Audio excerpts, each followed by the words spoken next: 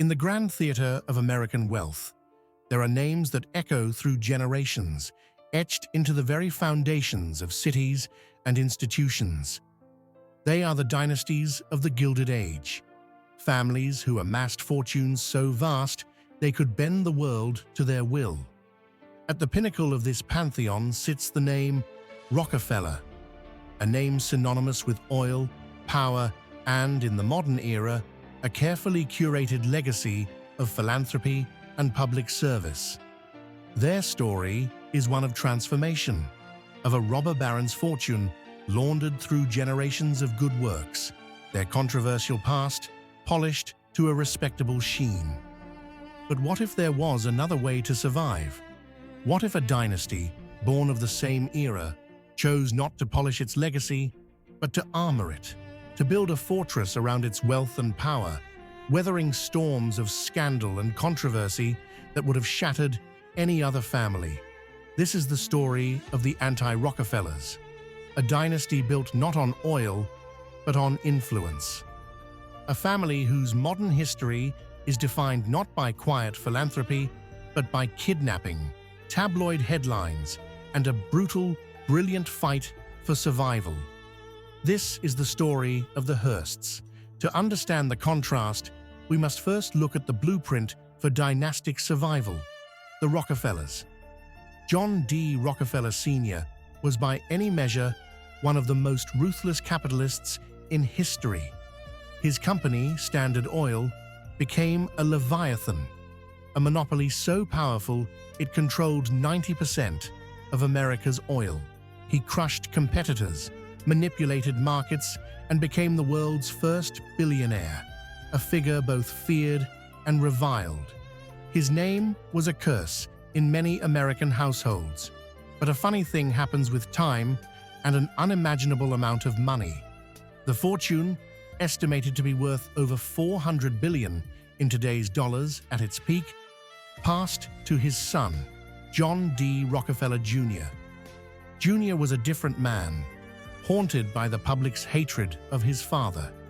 He dedicated his life to a single monumental task: rehabilitating the family name. And so began one of the greatest public relations campaigns in history, funded by the profits of monopoly. The Rockefeller Foundation was established, pouring billions into medicine, science, and the arts. They funded the research that eradicated hookworm in the American South and yellow fever worldwide. They built universities, museums, and national parks. From Rockefeller Center in New York to the University of Chicago, their name became associated with progress, culture, and generosity. Today, the Rockefeller family is still immensely wealthy, with a collective net worth estimated at over $8.4 billion. But their power is quieter. Managed by a sophisticated family office, the fortune is spread across more than 170 heirs. They are diplomats, venture capitalists, and philanthropists. They operate with a quiet dignity, their ancestors' cutthroat reputation a distant memory, replaced by an image of benevolent, old money stewardship. They wrote the playbook on how to turn a controversial fortune into a respectable legacy. Now, let's travel to the other side of the Gilded Age tracks, to a different kind of titan, William Randolph Hearst. If Rockefeller was a silent monopolist, Hearst was a bombastic showman. His commodity wasn't oil, it was information, or more accurately, attention. Hearst inherited a failing newspaper, the San Francisco Examiner, from his mining magnate father and transformed it into the cornerstone of a media empire. He was the father of yellow journalism, a sensationalist style of news designed to shock, entertain, and most importantly, sell papers. His headlines screamed, his stories were embellished, and he famously told a photographer, "You furnish the pictures, I'll furnish the war," allegedly helping to instigate the Spanish-American War. While Rockefeller built pipelines and refineries, Hearst built a kingdom of influence. At its zenith, His empire included dozens of newspapers, magazines, and radio stations, shaping the opinions of millions of Americans daily. He wasn't just reporting the news, he was making it. He served in Congress, ran for president, and saw himself as a kingmaker. And he lived like a king. His personal spending was legendary, culminating in the construction of Hearst Castle, a sprawling, fantastical estate in San Simeon, California, filled with priceless art and antiquities from around the globe. It was a monument to his ego, a place where he entertained Hollywood royalty and political giants.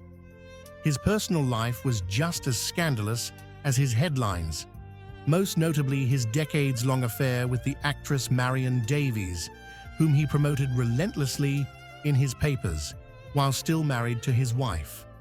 So, from the very beginning, the Hearst legacy was steeped in controversy, spectacle, and a thirst for the spotlight. It was a foundation fundamentally different from the Rockefellers' cold, hard cash. And as the 20th century wore on, that foundation would be tested in ways no one could have imagined. While the second-generation Rockefeller was busy building foundations, the second generation of Hearsts was about to be thrust into a national nightmare. The date was February 4th, 1974. Patty Hearst, the 19-year-old granddaughter of William Randolph Hearst, was at her Berkeley apartment with her fiancé. Suddenly, the door burst open. Members of a radical left-wing group, the Symbionese Liberation Army, stormed in, beat her fiancé unconscious, and dragged the screaming heiress out into the night. The kidnapping shocked the nation. The SLA demanded that the Hearst family distribute $70 worth of food to every poor person in California, a demand that would cost an estimated $400 million. The family, desperate, attempted to comply, setting up a disastrously chaotic food distribution program that cost them millions. But the SLA wasn't satisfied. Then, the story took a turn that no one saw coming. 2 months after her abduction, a security camera at a San Francisco bank captured a stunning image. Patty Hearst, wielding a machine gun, actively participating in a bank robbery. An audio recording was released to the press. In it, a calm voice announced, "Greetings to the people. This is Tanya." Patty Hearst had renounced her family, her name, and her past. She had joined her captors. The story became a media circus, a bizarre fusion of class warfare, radical politics, and celebrity scandal. Was she a brainwashed victim, suffering from Stockholm Syndrome, or a willing revolutionary? For over a year, she was one of America's most wanted fugitives, participating in more crimes before the FBI finally captured her. Her trial was the spectacle of the decade. The defense argued she was coerced, a victim of psychological torment.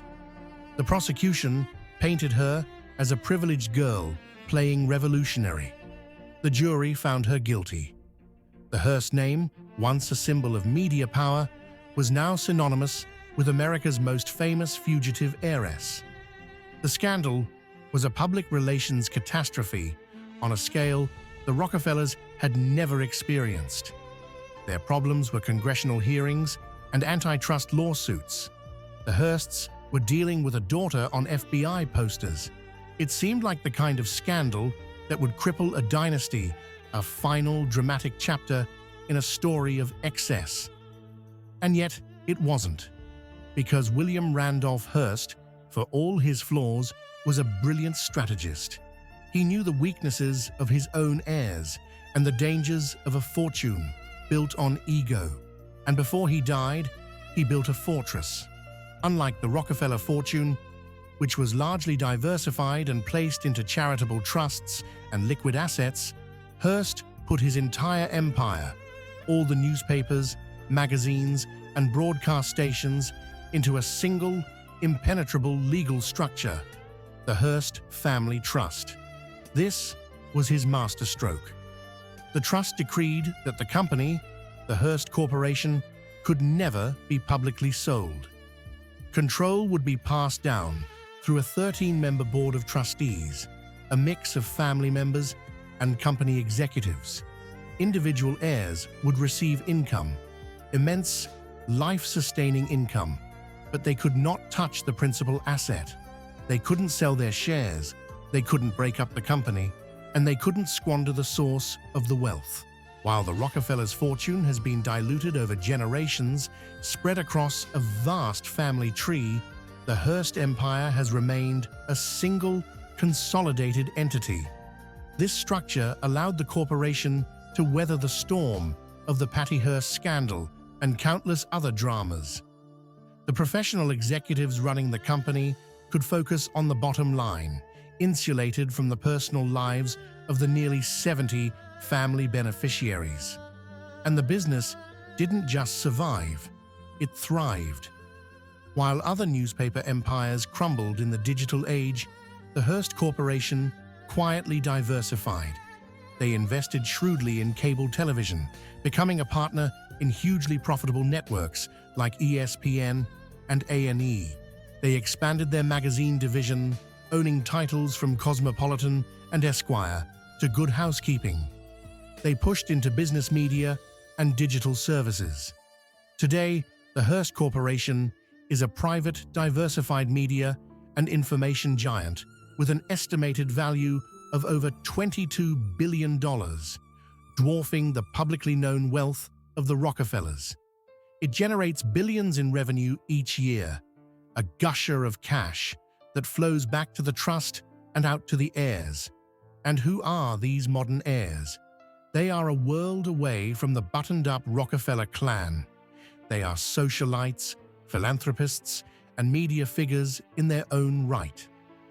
Amanda Hearst is a model, an activist, and a contributing editor to Town & Country, a Hearst magazine. Her cousin, Lydia Hearst, is an actress and model who married comedian Chris Hardwick. William R. Hearst III serves as the chairman of the board, guiding the company his grandfather built. They live lives of immense privilege, often visible on the pages of the very magazines their family owns, but their direct power over the empire is limited by the ironclad trust their patriarch created. So we are left with two dynasties, two survivors of the Gilded Age, who chose radically different paths. The Rockefellers sought absolution. They used their fortune to buy back their name, transforming a legacy of ruthless capitalism into one of benevolent philanthropy. Their power today is soft, institutional. Their wealth, a quiet river that flows through the heart of the American establishment. The Hearsts sought preservation. They armored their fortune, creating a structure that could withstand any scandal, any internal family strife, any external market shock. Their legacy is not polished. It is complicated, messy, and endlessly fascinating. Their power is hard, concentrated in a media behemoth that even in a fractured digital world continues to shape what we read, what we watch, and what we think. The question then becomes, which approach is more successful? Is it the family that erased its sins, or the one that simply outlasted them? Is true dynastic power the ability to earn the world's respect, or the ability to command its attention, no matter the cost? Thank you for watching. Like and subscribe to the channel. See you in the next video.